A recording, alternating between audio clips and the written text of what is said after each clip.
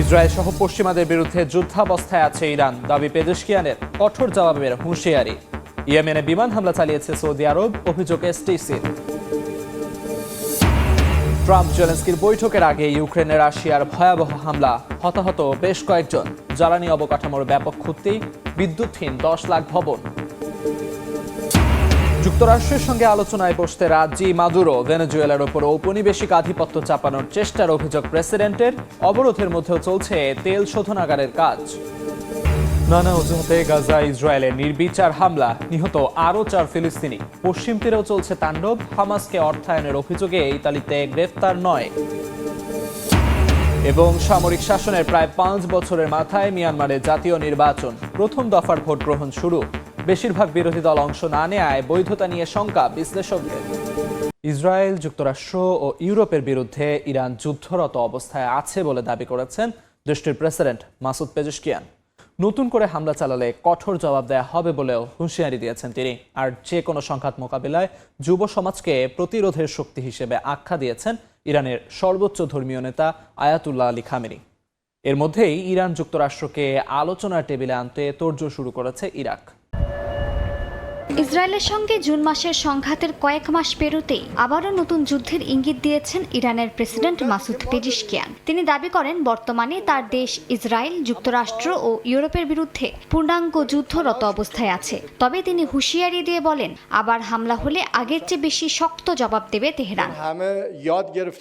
Pezeshkian আরও বলেন, এই সংঘাত 80 দশকের ইরান ইরাক যুদ্ধের চেয়েও ভয়াবহ হবে। দাবি করেন পশ্চিমা শক্তি ও ইসরায়েলের বিরুদ্ধে লড়াই শুধু সামরিক নয়, বরং নিষেধাজ্ঞা, কূটনীতি আর নিরাপত্তার সমন্বিত যুদ্ধ মোকাবিলা করতে হচ্ছে। ইরানের প্রেসিডেন্ট হুঁশিয়ারি দিয়ে বলেন, ইরানি সেনাবাহিনী এখন আগের যে কোনো সময়ের চেয়ে বেশি প্রস্তুত।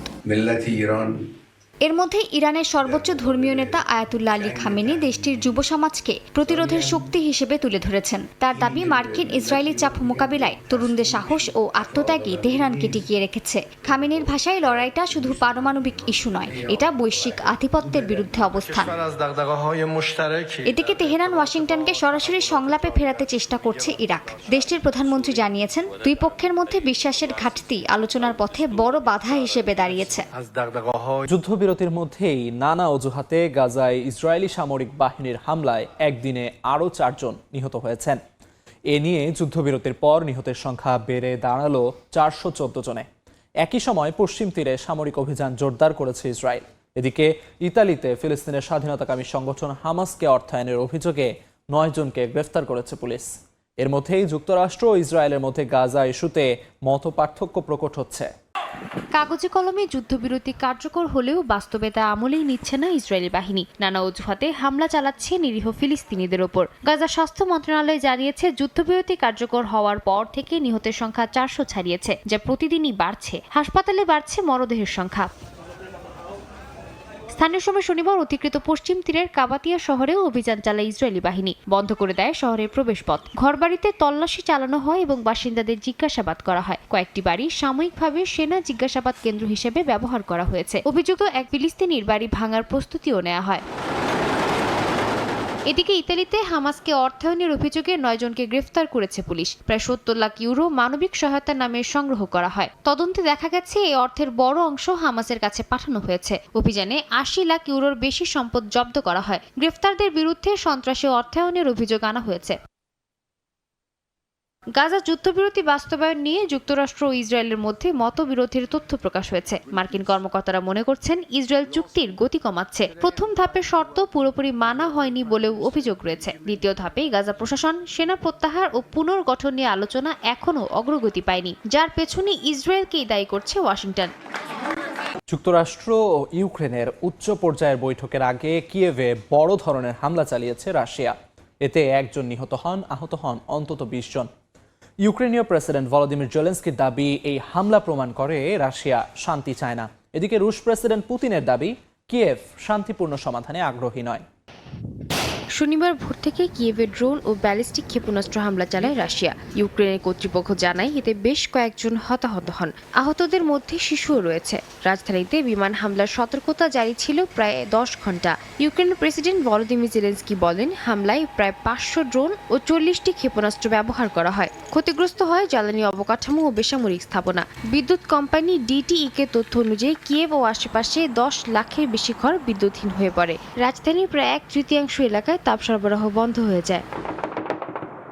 যুক্তরাষ্ট্রের প্রেসিডেন্ট ডোনাল্ড ট্রাম্পের সঙ্গে ইউক্রেনীয় প্রেসিডেন্ট ভলোদিমির জেলেনস্কির রোববারের বৈঠকে ঠিক আগে এই হামলা চালানো হয়। বৈঠকে নিরাপত্তা নিশ্চয়তা ও ভবিষ্যৎ ভূখণ্ড নিয়ন্ত্রণ নিয়ে আলোচনা হওয়ার কথা রয়েছে।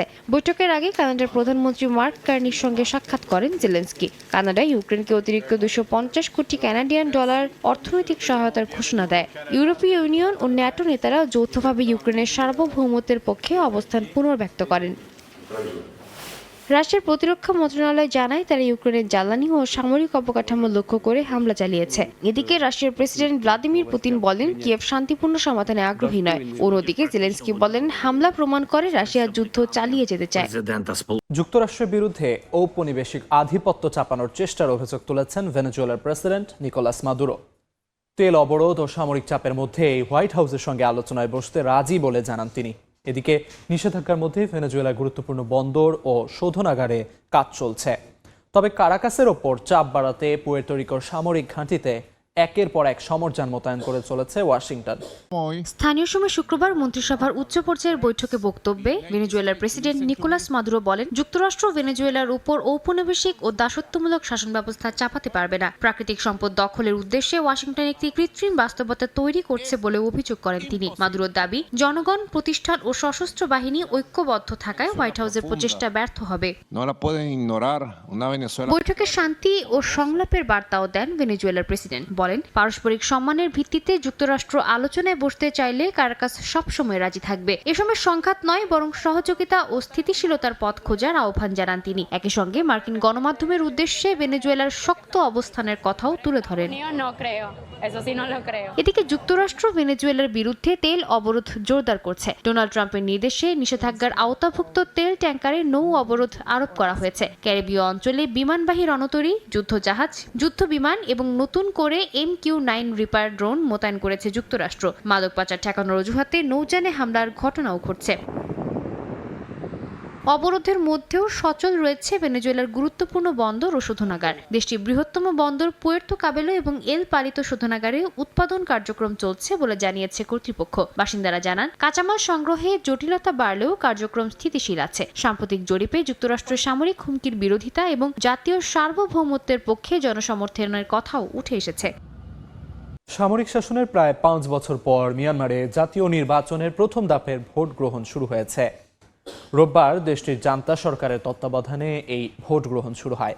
চলমান গৃহযুদ্ধের মধ্যে আয়োজন করা হয়েছে এই বিতর্কিত নির্বাচন। রাজধানী নেইপিদো, ইয়াঙ্গুন সহ বিভিন্ন শহরে স্কুল, সরকারি ভবন ও ধর্মীয় প্রতিষ্ঠানে ভোট কেন্দ্র স্থাপন করা হয়েছে। দেশটির সবচেয়ে জনপ্রিয় দল NLD নির্বাচনে অংশ নিতে পারছে না। অং সান সুচিও এখনও আটক রয়েছেন। সংঘাতের কারণে বহু এলাকায় ভোটই হচ্ছে না। যেখানে ভোট হচ্ছে সেখানেও প্রচারণা ছিল সীমিত। আগে নির্বাচনের মতো বড় সমাবেশ দেখা যায়নি। বিশ্লেষকদের মতে এই নির্বাচন সামরিক শাসনকে বৈধতা দেওয়ার একটি প্রচেষ্টা। বিরোধী দলগুলোর অংশগ্রহণ না থাকা, মত প্রকাশের সীমাবদ্ধতা এবং দমনমূলক পরিবেশের কারণে নির্বাচনের ফল গ্রহণযোগ্য হবে না বলে মনে করেন তারা। ইয়েমেনের হাদ্রামাউত প্রদেশে বিমান হামলা চালিয়েছে সৌদি আরব, এমনটাই অভিযোগ করেছে সংযুক্ত আরব আমিরাত সমর্থিত ইয়েমেনি বিচ্ছিন্নতাবাদী দল STC। তবে এসব হামলা, হুমকি লক্ষ্য পূরণের পথ থেকে তাদের সরাতে পারবে না বলে দাবি করেছে গোষ্ঠীটি। এদিকে বিচ্ছিন্নতাবাদী দলটিকে শান্তিপূর্ণভাবে হাদ্রামাউত ও মহরা প্রদেশ ছাড়ার আহ্বান জানিয়েছে সৌদি আরব।